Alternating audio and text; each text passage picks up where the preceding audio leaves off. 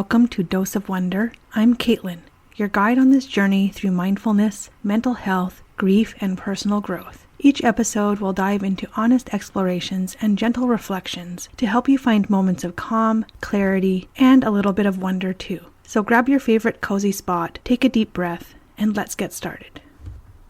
Today we're jumping into something we hear a lot about, but maybe don't always fully get, which is self-care. So when you hear the words self-care, what pops into your head first? Is it like kicking back with chocolate cake? Or maybe lounging in your PJs all day? That sounds pretty good, doesn't it? And it's super common, that image. But that kind of thing is actually pseudo-self-care. It's appealing, right? But it's often just a quick fix. It feels good in the moment, but doesn't really replenish you long-term.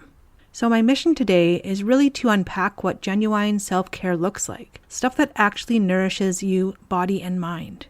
I want to offer some concrete, actionable stuff, beyond just bubble baths.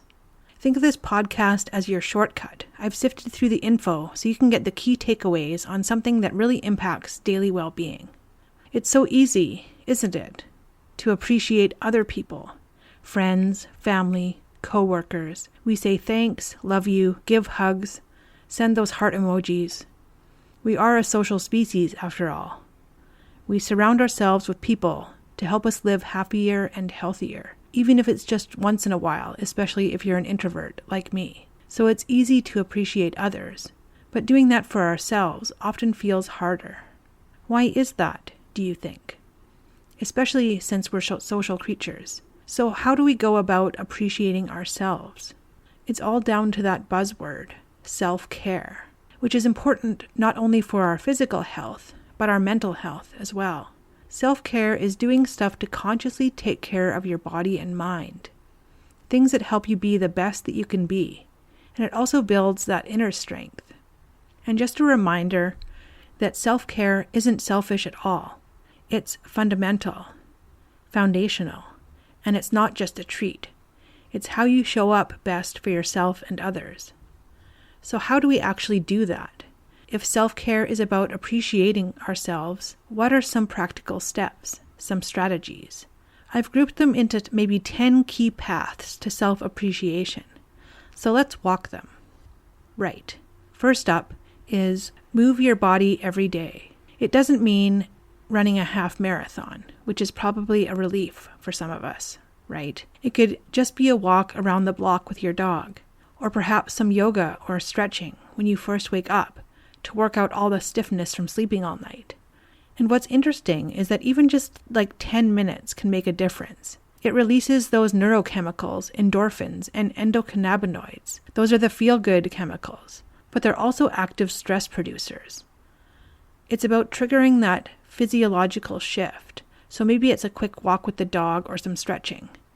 And it's just consistent movement, consistency over intensity. The next point is eat a healthy diet, which is a classic thing that you probably hear all the time. It's a great way to appreciate your body by treating it right and eating well, because your body does so much for you. And most of it you don't even think about. It's automatic, right? You don't think every time you take a breath or every time your heart beats. So eating well supports all those complex systems, like the gut-brain connection, how food impacts mood and energy. It's basically an investment, so you can be, eventually, one of those cool old folks rocking on the porch telling stories. And sticking with the body, some of these tips are super simple. Like the next one is drink lots of water. It's easy but so important, because our body is mostly water, up to 60%, so it's important to keep it well hydrated. Water is involved in almost everything, absorbing nutrients, carrying oxygen, regulating temperature, flushing stuff out, and even being just a little bit dehydrated can mess with your thinking, your mood, your energy. So it shows how basic it is to being your best self, how important, how crucial. And it's a great way to appreciate your body and therefore yourself. And what about hygiene? It's important to keep up a good hygiene routine. So don't skip your refreshing shower or your relaxing bath. If you need some energy, taking a shower is a good option. And if you're stressed, take a soak in a bubble bath. And don't forget to brush your hair and teeth and wash your face so you're ready to face the day and feel a bit more human, even before your cup of coffee. And hygiene is more than just being clean. There's a big psychological piece. A refreshing shower can actually wake you up and boost alertness. And a relaxing bath can trigger that calm down response in your nervous system and lower cortisol. And then there's the basics of fresh air, washing your face, having tea. It signals to your brain that you're worth caring for and helps you feel ready for the day. It's like a ritual. So we've covered the body. What about nourishing the mind and soul? Now we're getting into the stuff that's about creating that mental space and finding some calm. And the first one here is powerful, and that is set boundaries. One way to appreciate yourself is to protect your energy and your time. And a simple way to do that is to set boundaries. How can you do that? Say no once in a while, even though it can be easier said than done for some people.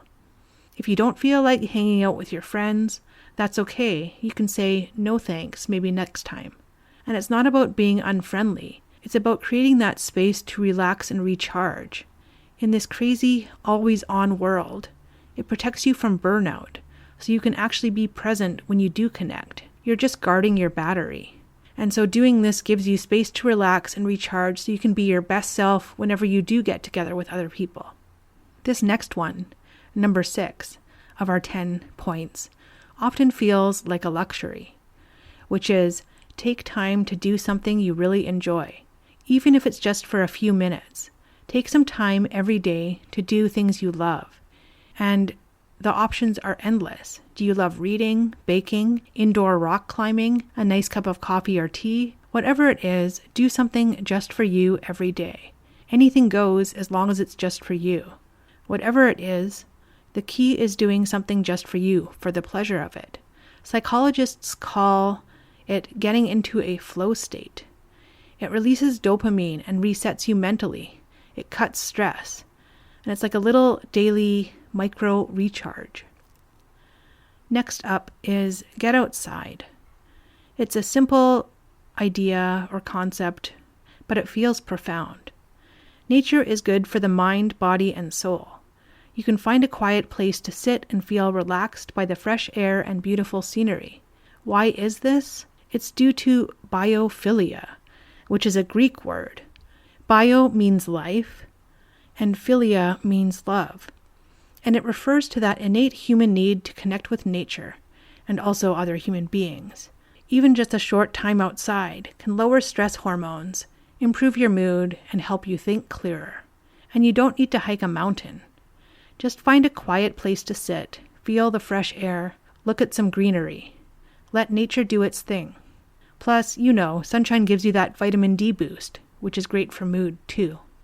And what about when you're just feeling totally drained? The next suggestion is have a nap. It's genuinely necessary sometimes. We can't always be go, go, go and super busy in this chaotic life. Otherwise, we'll hit a wall and burn out. Sometimes we need to slow down and actually get some rest, especially those who are night owls or anyone not getting perfect sleep. Even a short power nap can seriously help with memory and focus. It's not lazy, it's strategic. Let your brain process and recharge so you're better for the rest of the day. Strategic napping. Is this anyone else's favorite tip so far? So the last two are grouped as simple and yet powerful practices. The first one is give yourself a massage. You don't need oils or hot stones. It doesn't have to be complicated or involved. Just take one hand and massage your neck and shoulder on the opposite side, targeting those tight spots. Or maybe give yourself a quick foot rub. You can also give your hands a quick massage. An easy way to do it is to take a pencil and hold it between your palms and then roll it up and down your hands by moving your palms up and down. It hits reflexology points. It's a small thing, but it can trigger that relaxation response, which is pretty cool. And the final point, which is one that feels like the hardest for many of us in this tech world, is take a digital detox. We are so plugged in, but the benefits are huge. just taking a break from your electronic devices. In today's tech-filled world, this might be easier said than done, I know, but try to take a break from your electronic devices every once in a while, even just for a day, or maybe just half a day to start. Half a day sounds more achievable. That constant stream of notifications, the scrolling, it fragments our attention. A detox lets your brain chemistry kind of rebalance, and it pushes you to actually connect with people face to face, not just through a screen, and you're able to reclaim your focus. Okay, so those are the 10 paths, but I actually have a bonus tip. This adds a nice bit of balance. And it's basically appreciating yourself also means not denying things that make you feel good, mindfully though. So that chocolate cake can be self-care. That cake or donut or cookie or whatever your favorite treat is. The key thing, that caveat, is make sure you keep them to just once in a while so they remain a treat. Find that balance, not making the treat a daily habit that causes other issues. And make sure it's conscious enjoyment, which makes it feel special, not stressful. So, wrapping all this up, today's podcast really shows that self-care is more than just indulging, isn't it? It's an ongoing practice, creating yourself through conscious choices that genuinely support your well-being, physical, mental, emotional. It's about building resilience so you can be your best self for you and the people you care about too. And that leaves us and you listening with a really important question to reflect on. What do you genuinely do to appreciate and care for yourself? Think about some of these strategies we talked about, the movement, the food, boundaries, getting outside, maybe even that digital detox. How could you maybe integrate some of these ideas, these deeper insights into your own life? And that's it for this week's podcast. I hope you enjoyed it. Next week, I'll be diving back into grief with a podcast based on an article I wrote called When Grief Rears Its Head. And we're actually coming to the end of my grief pieces that I'll be covering on the podcast. Only 4 more to go, including next week's. But until then, thanks for listening, and don't forget to live with a dose of wonder.